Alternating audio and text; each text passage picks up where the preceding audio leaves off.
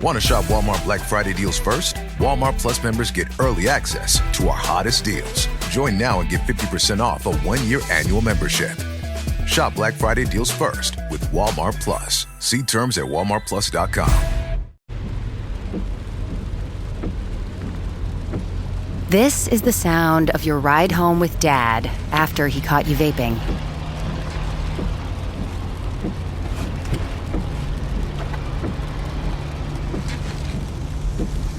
Awkward, isn't it? Most vapes contain seriously addictive levels of nicotine and disappointment. Know the real cost of vapes. Brought to you by the FDA. Okay, I have to tell you, I was just looking on eBay where I go for all kinds of things I love, and there it was. That hologram trading card. One of the rarest, the last one I needed for my set. Shiny like the designer handbag of my dreams. One of a kind. eBay had it, and now everyone's asking, ooh, where'd you get your windshield wipers? eBay has all the parts that fit my car. No more annoying, just beautiful. Whatever you love, find it on eBay. eBay. Things people love.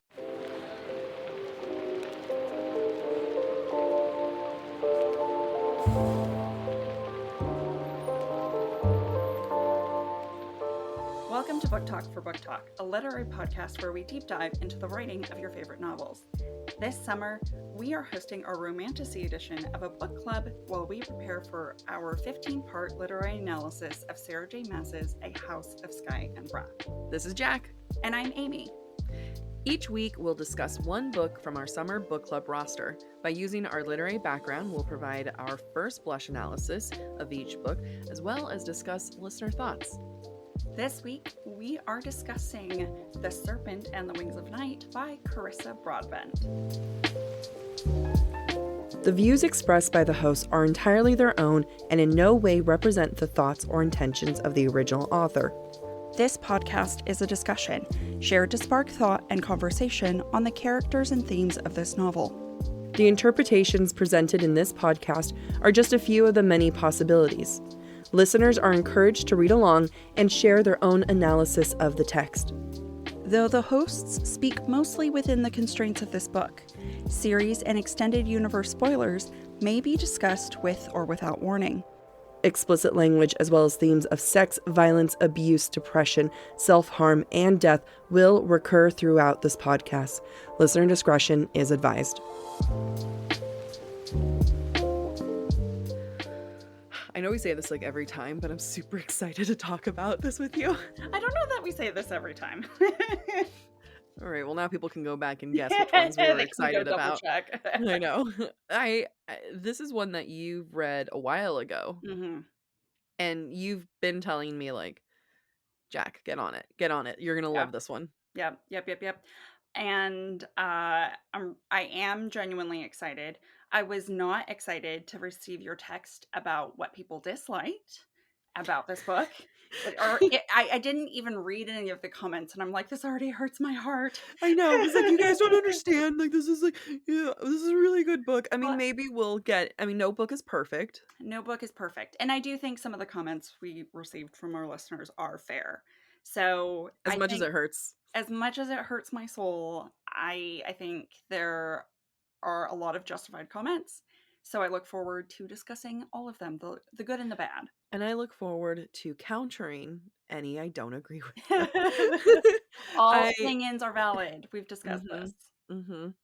It just helps when no one can talk back to us. I want to start this off by saying that, like, I will say you and I are biased when it comes to Clarissa. Carissa. No L. Carissa. Yeah. I think there's like a 90s TV show like Clarissa Explains It All. So I know a lot of Clarissas. I don't know a Carissa. Yeah. So I would say you and I are biased because we love Carissa book. Yeah. It's big true. fans of Carissa. Yes. I want to be Carissa. I know. Do you think she'd be friends with us? I don't know. Oh, I've tried to at her on Threads and she's never responded. So I've also tried to get her to be interviewed for the podcast, so we never got a response. so you know what? We're too small for her, and that's No, okay. no, no. This is it. This is the time we make it. We're gonna like, I'm gonna at her for every clip from this, unless it's something bad, and then I'm not going to. So I guess, I mean, should we get into first blush? I feel like I'm blushing here. I'm Yeah, ready. well, I think you have to go first because you are the newer of the readers. Oh yeah. Okay. So I guess I'll start with by saying I did audiobook. I don't Mm. think that changes too much for me, but just throwing that out there. I feel like Carissa just kills it, like, with Mhm. everything she does. Like, I think that this is a book that when I was reading it, this is gonna sound like so harsh, but I don't want to name names, but there's other books that I feel like that's what they were trying to go for, and this is how you nail it. So every Mhm. time there'd be like certain tropes or certain character developments, I would look at this and be like, this is how you do it. This is how Yeah. you do it. Yeah. Now, it's hard for me not to compare this to her other series, Daughter of No Worlds. Mhm. The War of Hearts? What is that? Something like that, yeah. It's a fantastic series. Like, this is one that Amy and I had talked about, like, if we weren't doing an analysis on Sarah J. Maas, we would wanna do an analysis on Daughter of No Worlds, because Yeah, holy crap, that's a great book. it is a great. It is hard for me not to compare it constantly to that. I think she did a great job making them totally separate universes, and, like, I'm Mhm. not looking back and saying, "Oh my god, this is her other character copy pasted." But I can tell that I feel like she built a behemoth of a world and Mhm. universe in Daughter Mhm. of No Worlds, and I feel like you can tell there was like, "You know what? I'm just not gonna go as hard as I did there," or that's just the narrative style. But either way, like, I freaking love this book.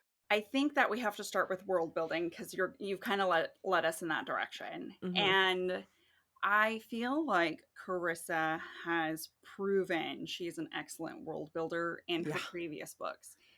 And there is a lot of that in this book and in the series. And while this is a duology, there are other books in this same world because the world Mhm. cannot be contained. It is very, very large. What is smart about the tournament aspect of it is that it allows her to build a large world but keep it narrow focused. Yeah. And I think she did a good job with that. Some of our listeners, I was reading in the comments, mentioned like I couldn't keep track of it. It just seemed too big. It didn't seem like I could grasp it. And I don't know that I felt the same. However, Yeah. I think if you haven't read Carissa before, Yeah. it can be an exercise in, I don't know, grasp. Well, okay, so it is, I mean, like, coming off I mean, not coming off of, but compared to Daughter of No Worlds, it's definitely like "Oh, this is an easier world to be into." Yeah. I don't wanna say that, like, she's made a simple world, it might just be she unravels it slowly and surely, Mhm. but initially, it was not the deep dive that we've had previously. I do feel like this is a book that borders line fantasy versus romantasy. Mhm. And, you know, she has plenty of the like, I would like, romance is still a subgenre within it, but compared to a lot of the other really popular romantasies out there, it's not about the romance. It's about the political background, betrayal, all these other things going on. Romance is still a big part of it, but I can see where this is not the normal thing that readers would necessarily Mhm. enjoy, especially when you Mhm. go from other books. And there's nothing wrong with other books having simpler worlds, not as intense political background and stuff. Like, that's my dream of what I want to write. However, I do respect that that's just not Carissa. She's going to have background and backdrops, and that's not Carissa. She's going to have just all this like background information. Yeah, I feel like she does a really, really good job balancing character relationships, romance, and the actual plot Hmm. and political background. Whereas if you look at Sarah J. Maas, I would say it would be more of a 70% relationships, 30% plot and background. Yeah. And then Carissa, I would say, is almost 50-50, maybe a little bit more heavy on the plot and background. And so it isn't typical for what we would dub as romantasy. However, I do Hmm. feel like there are still very strong romance elements in it. Yeah, and unlike This is me assuming so much about Sarah, so like Sarah J. Maas, so take this with a huge grain of salt. Sometimes when I would read things like ACOTAR, it's such a slow introduction to the world. Mm-hmm. There's no, I mean, eventually in Mist and Fury and then Wings and Ruin, you get the build up to the politics of everything. And once you enter Crescent City, you definitely have things where the politics. But when you look at ACOTAR and you look at Throne of Glass, even, she builds up to that. Yeah. She builds up to, oh, here are the larger things at play. And whether she knows that's what she's going towards or she just kind of lets the story take her there, Carissa starts off with that. That is Yeah. her initial introduction, is going to be, here's the world, here's the politics, here's what's at stake. Yeah. Yep. You make a great point. And it's definitely a preference, right? It's a preference of the author and it's a preference of the reader. And there's nothing wrong with either approach. Some people just can't get into the politics and the world building as quickly. Yeah. And I think that's why Sarah J. Maas and the Court of Thorns and Roses series, and honestly, any of our series, is a gateway into fantasy, because it does do that slow build where Carissa does not. She's just like head first into the deep end, let's go. Yeah. And yes, so I understand why this is not for everybody. We did have a couple of our listeners say I DNF'd. Yeah, I was like, well, why? I was like, well, why did you DNF it? I don't think you like. Let's read it together, guys. I don't think you understand. And anyone who DNFs a book for the world building, I do recommend listening to it on audiobook, because you can kind of speed through the more difficult parts of the world building if that's not palatable to you. Yeah, especially like her naming, but like her naming the things makes it real hard to read. Yes, everything is a little bit of a mouthful when it comes to Carissa's naming schemes, and that's the case in her other series as well that we've read. What I like about it is that her worlds are distinct from one another, and she's very good at keeping things separate and unique. And even though her narrative style might be the same, I don't feel a lot of overlap between her worlds. And so I don't know. I just really enjoy it. And it's what I aspire to be as an author. What Carissa has achieved in both of her series that I've read is exactly what I've wanted to do with my own fantasy novel, my own fantasy series. And she's, for me, the standard to which I hold myself, which is a very high standard. I absolutely agree. And if someone is reading this and hasn't read Daughter of No Worlds, like I can see them being overwhelmed. I think because that was like our first introduction, I actually felt like this was really politically light. I was surprised of how little. I was like, oh, you're telling me that like your daddy's the only thing that's like the major political thing happening here? Like I felt like it was very light when it came to all that stuff. Now, because I trust her and I know that where it's going, and sure enough, that's how everything was unraveled and revealed to be, larger things at play. And we always knew there'd be larger things at play. There was never anything that made me question of like, this is the only thing that's going on. I appreciate it very, very much. I think when it comes to the world, I think her revelation and the way that she paces us finding out stuff, fantastic. Like she's not doing an immediate info dump, but she's also and then someone did say this in the comments of what they like was the progression of how she revealed information and how it felt natural. Like it would naturally come up in this conversation. Now, again, you risk the reader not knowing what's happening and being a little confused, but again, it's a preference, and I really enjoy finding things out as we go along. What I think Carissa does well is that because Aurea, even though she's lived in this world her entire life, because she's been very secluded and sheltered, she naturally does not know a lot of things. And that's true in the second book too. And so we learn along with her. And that feels very believable, right? Where maybe other books like Harry Potter, it's someone who's never entered this world before and you're entering it brand new with them. And I think that's much easier for information unloading, right? Than it is when you have someone who already exists in the world learning these things. And if we compare it to From Blood and Ash. Well, I was actually going to say no, Fourth Wing. Oh, yeah, where yeah. Violet repeats information to herself. Like that, we didn't like as much Mhm. because Violet was already in the know. Whereas right Yeah. now, Araya doesn't know as much. And so we get to learn through her. What I really love about Araya not knowing things and us finding out through her, and this is gonna kinda go, I guess, transition into character development. Hmm. Araya finding things out at the pace that she finds out not only feels natural, it feels true to the story. Yeah. It feels true to the plot. And even if Carissa found herself as like kind of being stuck at a point, who knows? Like, I'm sure at one point she was like, shit, I need her to find this out and I need it to happen naturally. And like, Mm. Carissa's making it harder for herself doing this, like as a writer, because it makes sense on how Araya would Mm. just feel the way that she feels every time that she gets a new piece of information. And it's never just here's a thing that changes with Araya and here's how you see it impact her for the rest of the book and how Yeah. she truly grows and changes. So I guess this is me shifting the conversation to Araya, but one thing that I absolutely loved was the trauma information that we get from her. The Hmm. both like from a child and from her first boyfriend, like all these things were so true to her character. Like, Yeah. again, this is one of those moments when we've talked about in previous books to this book club where it's like, you can't just like drop trauma and then just say, like, okay, now she's relatable. Bye bye. It's Right. like you drop trauma and you reference it in the last pages saying like she flinches from rain and it's like, just like he knew that it was like flinching from an old lover, you know what I mean? So it's like like that's how you deliver trauma and have it make sense to the reader.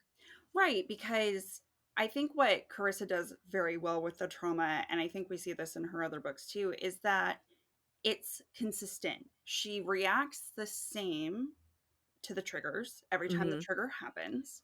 Mhm. And it prevents her from certain actions, certain relationships, right? Because so we see that follow through Yeah. and we see resolution to it. It's Yeah. not a thing that is relatable, it's an actual obstacle that has to be overcome. And I think that's what Carissa does very, very well with her Yeah. trauma. We didn't even know what trigger responses were happening, but we were Hmm. seeing them. Hmm. Every time that she would take a step away from Rain or, kind of make sure that no one's around her, not exposing her neck. We get it as Vincent trained me. This is what he told me to. This is how I have Hmm. to make sure. We get all these things of to like reasoning that's valid, but the real reason is because of this trauma that she's experienced. Right. And then even you can say like as she's telling the reader about what's like about her own experience, it's Araya going through and accepting what happened, which makes her more open towards Rain, which like adds Hmm. this progression. Like, Hmm. yeah, like that's how you do character development right there. Yeah, yeah. And I think what's really beautiful about both the character development and the trauma is that and we see Sarah J. Maas do this too, she gets to undo the trauma by redoing the action with someone new, and it Hmm. mirrors, but in a like replacement sort of way. Like it Yeah. mirrors the action, but it's better this time. Yes. So the sexual encounters with Rain replace the sexual encounters with her first boyfriend, Hmm. and but there's still very clear beats of reflecting those experiences. Yeah. I also really, really love about Araya and her character development is that as Araya receives more information, that brings her father's character into question. Her absolute trust of her father declines, which Hmm. allows her capacity for trust of Rain to increase. Yeah. Yeah. And she makes inferences just like the reader does. She makes assumptions just like the reader does. That leads her down a path that allows her to grow, but also allows her to fuck up. And it's Yeah. just amazing how we get to see this flow of her father essentially leaving her heart and being replaced by Rain, and for Yeah. all of that to be smashed later on. And I think that's like what with some of the comments I also saw people saying like, "Oh, she threw it all away for a hot boy." And it's like, kind of, but not really because she knows her father has never been a good father. He has Mhm.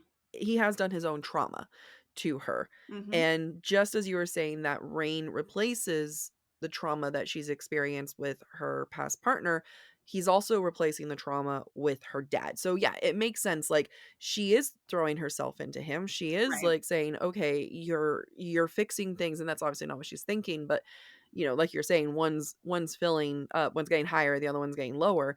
Right. But that's also the point, because Right. at the Right. end it was a mistake. And that is like, at the end of the day, we've learned Carissa says don't trust men.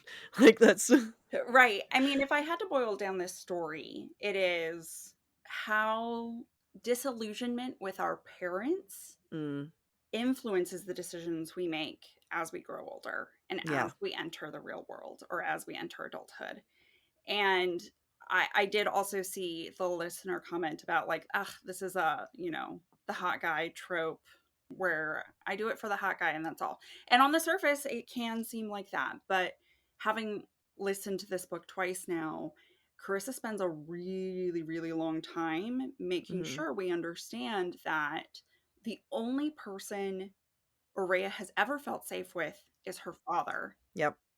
And then she realizes she's not actually safe with her father because he's a liar. Yep. And Rain, I don't want to say takes advantage, but He steps into the role of lying father. Like, he says you're right, safe, and she's not. Like, both of them are both telling the truth, and both of them are lying. right. And so what she's doing is she's rejecting her lying father to replace him with someone who is like her lying father. Yep. And that's something we do Yeah. as people. We accept trauma from others that we've already experienced in our parental and our Mhm. familial relationships. I talk about this with my therapist all the time about how we repeat patterns in our lives, Yeah. and that's what we see in this novel, and it is so well done. Because it's thought out. You know what I mean? Mhm. Like, it's because it was done on purpose. And the reason why we know it was done on purpose is because Aurelia would say things. I'm never Aurea. gonna get her name right. That's but You've been doing so well up until this point. is there an L involved? No, there Aurea. is not. Okay, thank you. Aurea. Aurea. It's because Aurea says keywords that reference her father and Mm, eventually reference Rain. So, like the word you said, safe. She mhm. talks about that being a thing where it's safe, like she's safe with her father, exposing her neck. So the ways that we can tell Carissa did this on purpose is because the language is mirroring one another. Mm, It's going from, and more than mirroring, like Aurea flat out thinks about it. Like, she right. says, like, oh, I was supposed to be safe with my father, now I'm not safe, now I'm with Mm, Rain.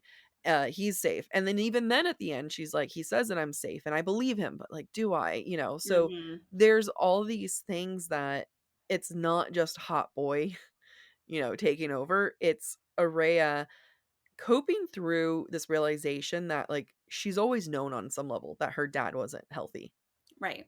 Right. because she's actively looking for humans. Like, Right. wants to be attached to humans, she wants to have that side of her life, Right. but she knows that that's something that Vincent doesn't like. Mhm. So even from the get-go, she's always like, there's been some kind of like part of her that she knows doesn't mesh with him. Right. And so of course she's going to be like looking for that thing to get away, and that thing, which is a person, is someone who really relates to humans. Right. And even towards the end of the novel, Aurea thinks about how both of them are kind of Hmm. the in between, right? Yep, She's a yep, human raised with vampires, and he is a turned vampire who doesn't want to be a vampire. So yeah. they both live in the in between, and that's what Hmm. attracts her to him. That was what attracted her to her first boyfriend, who was newly turned as well. Yep, yep. She wants someone like her in a way that her father could never be. Yeah. And Rain is perfect in that Hmm. way because he mimics her father while also being more like her. Yeah, and that's what's gonna make him, that's what makes him end goal, like, Right. end games and everything and all that stuff. But it's also like, it's hard not to blame her for going after the hot ginger for that. But at the same time, like, I think Aurea at the end kind of understands that she's always referenced herself as having like a vampire heart. Hmm. And to find out in the end that that's true. And like she does in fact have a vampire heart. Like I think that when you look at it, it's both not just about like a story about betrayal, but an acceptance of herself, because she accepts her vampire heart both literally as being half vampire and figuratively in the sense that she's stepping into her role as an heir. Yeah, and that is even more so seen in book 2, which I haven't read yet. Which you have not read yet. I think a lot of people don't agree, because we did have a lot of listener comments that were like, we're not into book 2. I really liked it because we get to see the same themes from book 1 and book 2 play out at new stakes and new levels of information. And yeah, I was going to say, I bet there's a lot more like political background information happening. There's a lot more politics, but there's a lot more of the struggling with the relationship with the father, even though he's dead, struggling with the relationship with Rain. The enemies to lovers to enemies was both good and bad for some of our listeners. I thought it was so well done. I think well, they were never enemies. That's the other thing, is like we have to be gentle with like our discussion of enemies to lovers, because he was competition, but he was never enemy. And it went from stranger to lovers to enemies. And I know that people like categorizing books like these as enemies to lovers, and we talked about it where it's like angry puppy, and I don't think this is necessarily an angry puppy. I don't think that they were enemies beyond he had a goal. They both thought they were going to kill each other, but I still wouldn't classify that as enemies, because that's just like the competition of what it is. Like it's kind of like, this has nothing to do with you. This is just like what we have to do. It felt more like peers who both had their own motives to become allies, to become lovers, and then true enemies at the end. Yeah. I see what you're saying. Ironic to me that when we discussed Bride and talking about enemies to lovers versus angry puppy to lovers, you're like, I want my enemies to lovers to start with stabbing. I know. which does happen in this book. Okay, that literally starts with stabbing. Okay, let me rev this up. I want it to be stabbing and true I want you to die. Fall has officially started here in Los Angeles, and that means we finally get to do fall activities. I have been counting down the days for when I can go to pumpkin patches, maybe even hit up an apple orchard, and I get to do all of it looking super cute in my Quince boyfriend sweater. This weather is perfect for my dark academia vibes, and I'm so excited to bust out my washable silk blouse because I'm going to be taking pictures. Quince is known for their Mongolian cashmere sweaters from $50. And that's not all. Quince has so many other amazing things on their website. All of those items are priced 50 to 80% less than similar brands. That includes leather jackets, cotton cardigans, soft denim. Like my entire fall wardrobe is genuinely turning into Quince wardrobe. By partnering directly with top factories and cutting out the cost of the middleman, we get savings as the customer. One of my favorite parts about Quince is the fact that they only work with factories that use safe, ethical, and responsible manufacturing practices. And they still manage to get premium fabrics and finishes for that, luxury feeling for every item that they have. Get cozy in Quince's high-quality wardrobe essentials. Go to quince.com/booktalk for free shipping on your order and 365-day returns. That's Quince, QUINCE.com/booktalk, BOOKTALK, to get free shipping and 365-day returns. That's quince.com/booktalk. My dad works in B2B marketing. He came by my school for career day and said he was a big ROAS man. Then he told everyone how much he loved calculating his return on ad spend. My friends still laugh at me to this day. Not everyone gets B2B, but with LinkedIn, you'll be able to reach people who do. Get a $100 credit on your next ad campaign. Go to linkedin.com/campaign to claim your credit. That's linkedin.com/campaign. Terms and conditions apply. LinkedIn, the place to be, to be. The holidays are back at Starbucks, and there's so much to share. With classics like Caramel Brulee Latte, Peppermint Mocha, and Chestnut Praline Latte, we're celebrating everyone's flavor of festivity. Order yours in the app. Yeah, it is. I mean, on some level for Rain, Yeah. Araya is a true enemy because it is whether or not she's truly a vampire heir, she's the daughter of They're his like sworn enemy. literal enemies, but it has nothing to do with each other. Like Right, they're enemies because life has set them up that way. That's where it right. is, but there's nothing that's like I hate you to your core. Honestly, in some ways, it's almost a retelling of Romeo and Juliet because Mm-hmm. the enemy aspect is just about tribe and Yeah. who your family is, or like what race is not the right word, but what faction of vampire Yeah. you belong Yeah. to. So I know we've done a lot of talking about Araya and her development and her relationships, which is a huge important piece of this story. Mm-hmm. However, the whole premise of this book is built around the Kachari, which is the competition where vampires are competing to gain a wish from their goddess Nyaxia. And a lot of our listeners have compared it to Hunger Games. So let me Mm-hmm. find a real one of our. Well, here's one comment. Sucker for a tournament, but a bold move for a first novel in the series. That is a fair point, right? Because you're counting on us siding with the protagonist in Mm-hmm. this competition and counting on us being able to learn about the world in spite of the competition, which I Yeah. think it helps that Araya exists. We get to see her before the competition, and she Mm-hmm. gets to continue to go into the world outside of the competition Yeah. and continue her work specifically in the human districts where she's slaying vampires who are pursuing other humans.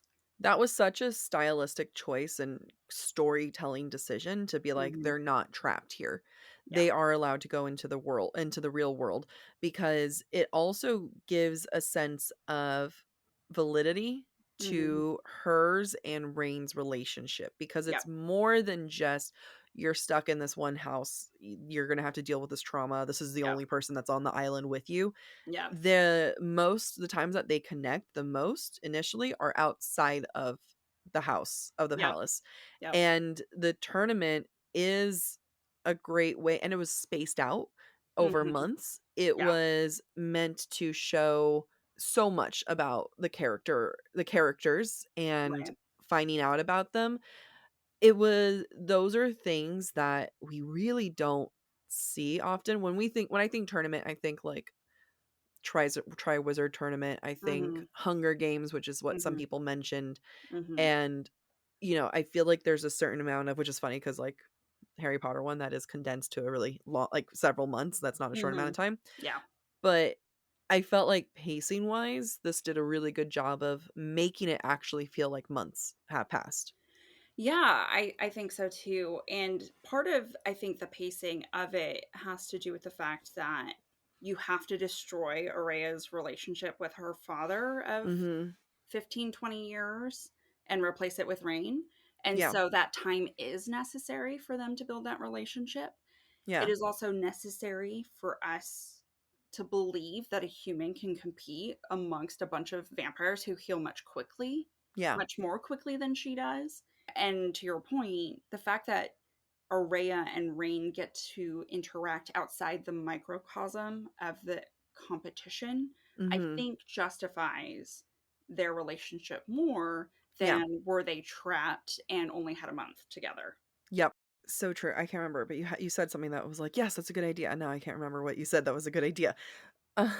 Microcosm? No, I don't know. It was just such a good book. Like everything was paced out well. I think with Araya being able to meet up with her father Mhm. allows the times for him to disappoint her. Oh, I remember what it was I wanted to say. Okay. For once, again, we have Araya being able to fight. I have a Mhm. couple notes on this that I was like really excited. I'm like, this is why Carissa's an amazing author and I love her. One, we can believe that she's able to fight Yeah. because her father is cruel. This is not a Sorry, from Blood and Ash. But this is not we've been training for 6-ish years, can't really say how long. We've made it clear that she trains day, every single, or let's say day, technically just night, like all the time. This is what she does. This is, her very first kill was her, first boyfriend. Like, her dad was hardcore about this. Like, there was no gentle parenting here. Now, the second thing that I also appreciate is that we find out she's half vampire. The fact that she can hold her own is a huge clue. Like, so if at any point someone's like reading this being like, you're telling me a human can get through all this? Well, kind of no, a half human can, though. Like, there must have been some powers there. And then the third of all, and I'm going to when I read it, I hope you thought of me, or when you read it, I hope you thought of me, because I thought of me. But when Araya and Vincent dance, and she says, I don't know how to dance, but then it says, well, I'm a good fighter, so I actually wasn't too bad. Like, I could keep up. I was like, thank you, because I hate when it's like you're naturally good at moving around. Right. You have good footwork, you have good instincts. Yeah. You should at the very least be able to, like, not suck, and that's what it was. So when I saw it, I was like, when I heard that, I'm like, slow clap. God bless. You did it. You won me over here. Going back to the whole Araya being a good fighter, it also talks about how Vincent trained her since he found her and never held back. Yep. Right? And always had the threat of death hanging over her, which, talk about trauma, but it makes her skills believable. And he also uses the very convenient excuse of, well, Nyaxia is whimsical and grants powers as part of your participation in the Kajari, so who knows what she's granted you. So you kind of accept that lie until you get to the truth. Yep. That she's half vampire and she is now an heir too. I can't wait to re-listen to this and see all the clues. Like, I bet when in your re-listen you saw all the she's a half vampire clue, huh? So many more clues. Is there a moment that you can think of? Oh, there's many moments that I can think of. And the fact that, I mean, there's multiple things, and one of them is her eyes. Her eyes are like Vincent's, and Nyaxia says it at the end. Oh, yeah. Yeah, when Nyaxia said it at the end, I was like, daughter. But it's also said earlier on in the novel how they have similar eyes. Speaking of appearance, one of our listeners said, thank you for having a main female character with black hair and silver eyes and not blonde hair. Yeah. Which is so funny because in my mind, because I'd read Daughter of No Worlds first, where Tizana is blonde. Yeah. I definitely had Araya as blonde in my head and Vincent as having black hair when it's the opposite. Yeah. But it took me my second read to get that right. Is there any other clues that she was a half vampire? I'm curious now. I mean, all of her power stuff is definitely a clue. Duh. As you're saying that, yeah, you're right. Duh. She's able to do Nightfire. I just believed it. Exactly. It is so good. You believe the lies. Yeah. I mean, there's other things too related to. I saw more clues about Rain and the twist behind Rain. Because I think that's the one twist I didn't see coming. Oh, what? That he was going to be the heir? He was an heir. Oh. The first time I listened. Yeah. I think as readers, we're just like trained at this point to be like, who's betraying who? Who's the one line here? So I on a level I knew Rain was going to be something. There was like on some level, I didn't expect him to be an heir, but I also like wasn't surprised that he was. You know what I mean? Where I was you're going to be something. What I was most surprised with, I'm sorry if I'm derailing the conversation again. No, it's okay. But what I was most surprised with was Vincent. And I just, again, slow clap, applaud Carissa for this. He was neither good nor bad, but he was bad. He was bad with a little bit of good, but at the same time, and like, I kept waiting for a moment to be like, okay, he's like actually been lying to her since she was a baby and hasn't loved her at all. No, he did love her. He loved her until the very end. Like, so many mistakes, but never you. Yeah, I agree. I think the fact that at the end he's like, basically, I'm sorry I loved you. Like, kill me now. I did remember one other clue. Oh, yeah, And yeah. it's in the very, very first part of the book. So, Okay. and which we're going to have to talk about story structure and narrative style in a moment. But the very first part of the book, we kind of get the past from Mhm. a third person omniscient point of Yeah. view that sees when Vincent and Aurea first meet as Yep. she's a child. And she bites his finger, and it talks about her canines sinking into his finger, and that's the moment he knew. That's the moment he knew she was part vampire, and that's the moment he fell in love with her. Oh. And having read the whole series now and then going back, it's that moment. Carissa Yeah. was masterful writing that first scene Oh, because yeah. it's perfect. It is, 'cause you would almost, like, the first time you read it thinking, like, "Oh, this is, big bad vampire," was like, "Oh, Hmm. who's a cute little human?" Yeah, yeah, yeah. But, like, he knew what he was doing. He probably was looking for her at that. I mean, don't tell me anything, I haven't read the second one.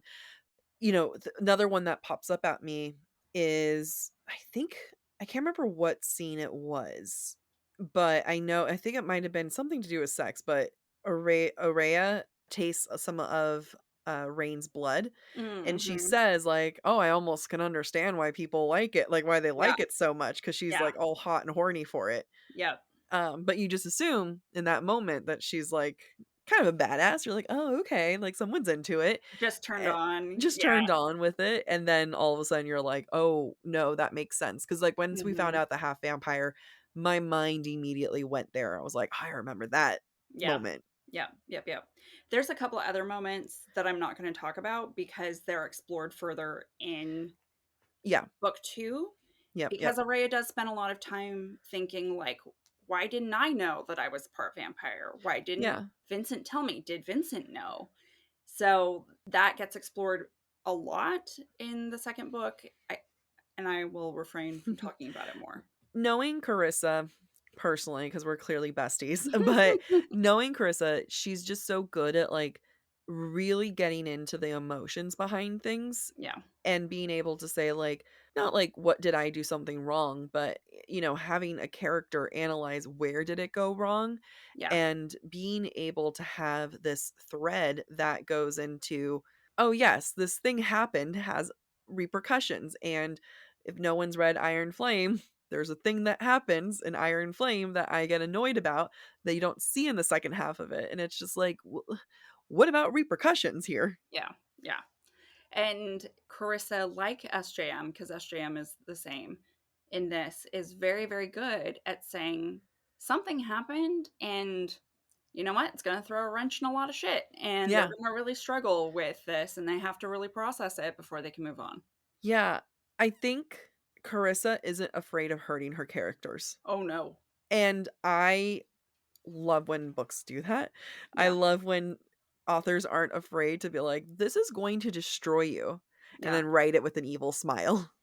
I mean, I knew when in Carissa's other series her protagonist was flayed. I was like, oh, Yeah. I have to accept that there's going to be a lot of pain in anything I Yeah. read by this woman. It's true. Like, your thing is, like, you're not going in to read it for a good time, guys. Like, you're No. not, you don't read Carissa to be like, I'm gonna walk away with happy feelings. You're gonna Yeah. walk away kind of having your world rocked, Yeah. knowing that things will work out in the end, but dear God, you have to get there. Yeah, there's nothing easy about it. And I think that's why we, at least Jack and I, enjoy it so much, is because it feels like our protagonists are really, really challenged Yeah. and pushed to the limits, and the stakes feel high. Yeah, and I'm not gonna say this correctly, so I'm hoping, Amy, you can translate it for me. Okay. I feel like this kind of gets closer to quote unquote traditional fantasy or quote unquote traditional fiction, where the romance is an element, but the character development comes first. That is the first and foremost, most important thing that comes is what the characters go through Hmm. in a non-romantic, not just romantic, but other settings too.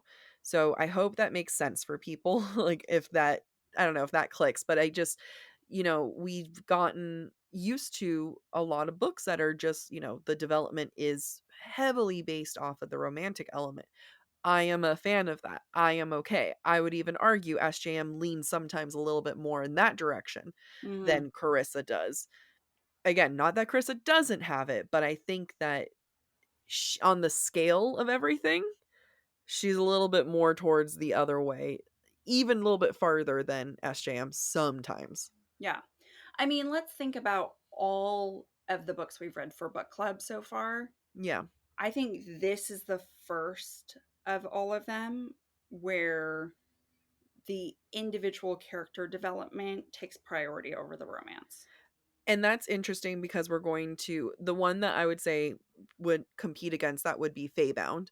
I agree with your statement. Now I want to explore that statement. So in Feybound, it was still very much romantically linked.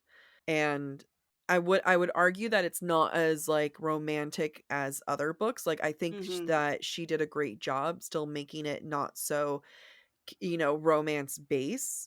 And maybe this is just more of a preference and writing style and everything. If you don't know what we're talking about, please go back and listen to that episode. But I agree where this one, Carissa still has a few degrees more in the other direction. And that might, for me, the distinction might be because we struggled with some of the resolution of that character development in Feybound, where it wasn't quite clear. We didn't necessarily feel like the development matched the actions at the end of Feybound. Whereas this, the development and the character actions feel very, very aligned. And maybe that's why I lean more on saying that Carissa's is more character focused. I think maybe only because she nailed it in a way that Feybound did not. I agree. And to further this point, I would say going into Araya's final decision, right? To give over her wish to Rain's wish. Yes, she loves him. Yes, there's a lot of, she wants him to not be dead. However, she also knows that he can do good. Like that's what she believes, right? That he is there to bring a change, that he's there to do all sorts of good things, right? And I would say like her love for him versus the need to have a better change, 60-40, and I think like, and that 60 being more towards helping people, 40 being her love for him. Like if there was nothing that he could have done to make this world a better place, I don't think she would have done it. Yeah, I agree. I think let's spend a little time on this final decision, because the decision is not made lightly. I think there's a lot of factors that come into play. First of all, her father's been lying to her a lot. Yeah. He's been torturing Rain, and she's been finding him in those lies, right?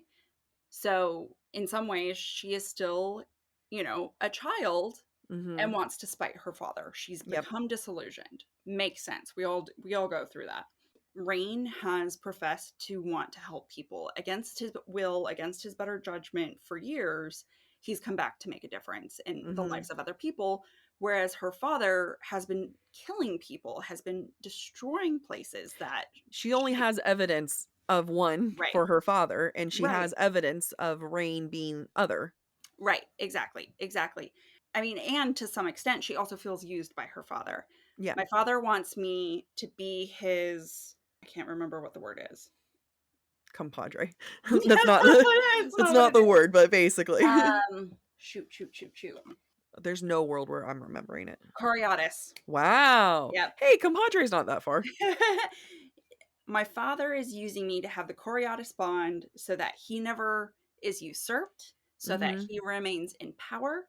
And so her father continues to demonstrate things about remaining in power, whereas Rain has demonstrated a willingness to pick good for people, for humans, which her father doesn't do.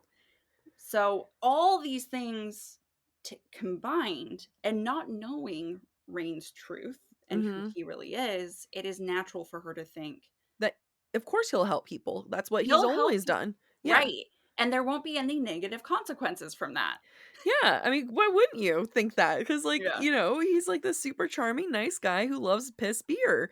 Like, of course Of course he's going to do that. And Yeah. she's only ever, her evidence has only supported that. And like at the end of the day, it wasn't to save some hot guy that she was in love with. Again, that's 40% of it.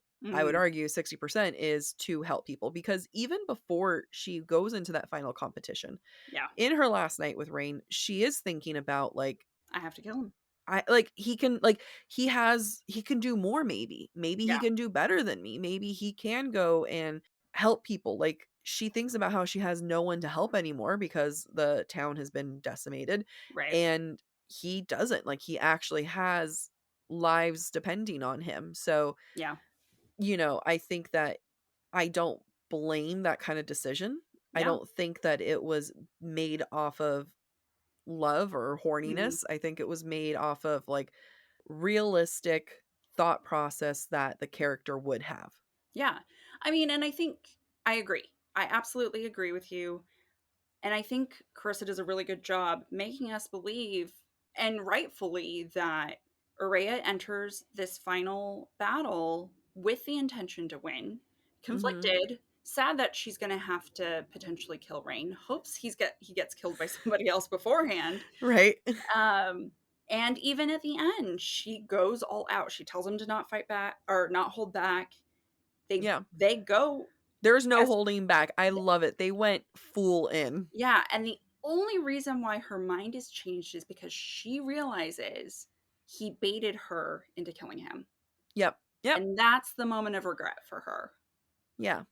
Because again, that final thing, that final moment was a good moment. It was a sacrifice. He sacrificed the good he wanted to do for her. Yeah.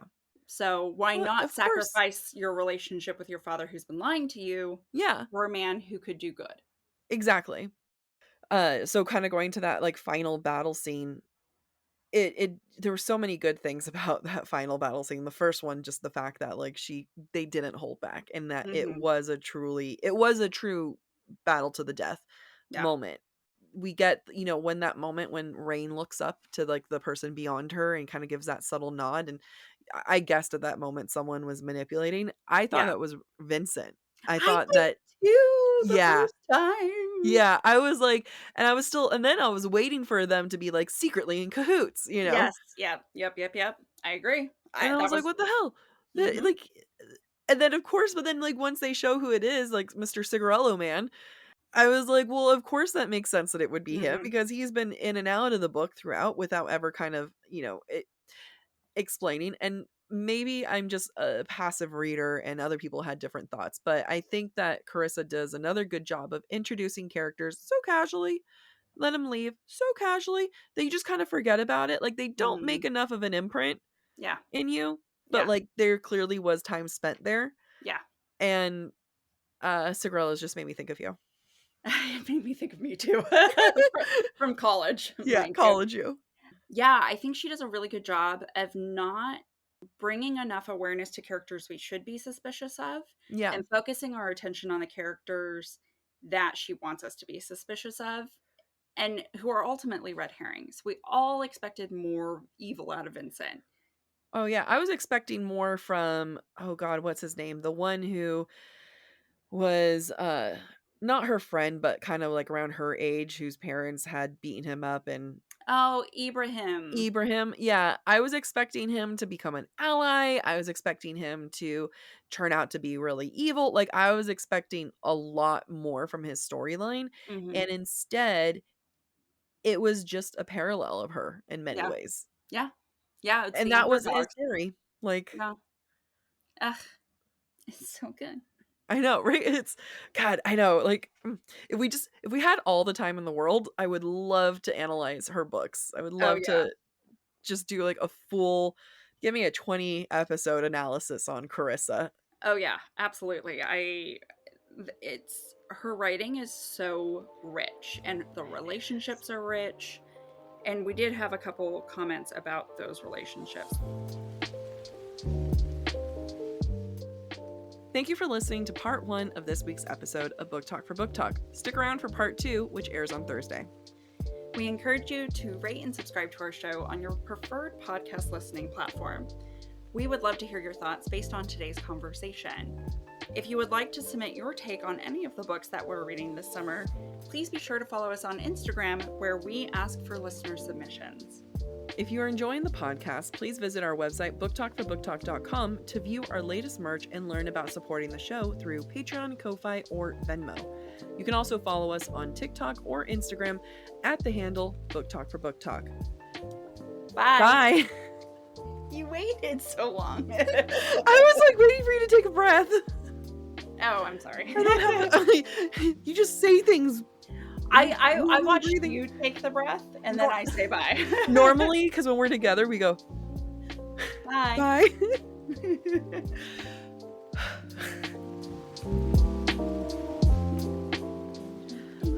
I didn't have the intro pulled up. Someone, I pulled up the intro. Yeah. Someone commented on our post, Uh-huh. but adding me, like personally. Okay. They're like, at Jacqueline. And I just, every time like they say my name or your name, I'm like, oh my God. You know us? What?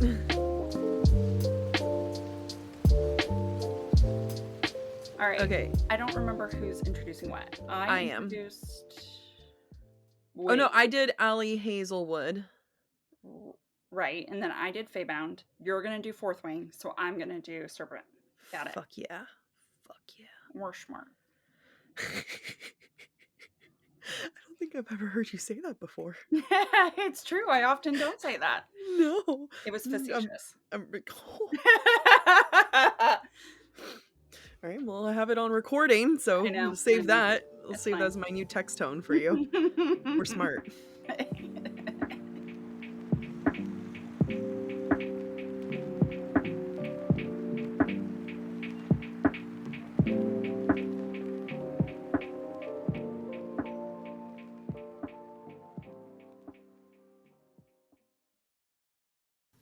Fall has officially started here in Los Angeles, and that means we finally get to do fall activities. I have been counting down the days for when I can go to pumpkin patches, maybe even hit up an apple orchard, and I get to do all of it looking super cute in my Quince boyfriend sweater. This weather is perfect for my dark academia vibes, and I'm so excited to bust out my washable silk blouse because you know I'm going to be taking pictures. Quince is known for their Mongolian cashmere sweaters from $50. And that's not all. Quince has so many other amazing things on their website. All of those items are priced 50 to 80% less than similar brands. That includes leather jackets, cotton cardigans, soft denim. Like my entire fall wardrobe is genuinely turning into Quince wardrobe. By partnering directly with top factories and cutting out the cost of the middleman, we get savings as the customer. One of my favorite parts about Quince is the fact that they only work with factories that use safe, ethical, and responsible manufacturing practices. And they still manage to get premium fabrics and finishes for that, luxury feeling for every item that they have. Get cozy in Quince's high-quality wardrobe essentials. Go to quince.com/booktalk for free shipping on your order and 365-day returns. That's Quince, QUINCE.com/booktalk, BOOKTALK, to get free shipping and 365-day returns. That's quince.com/booktalk.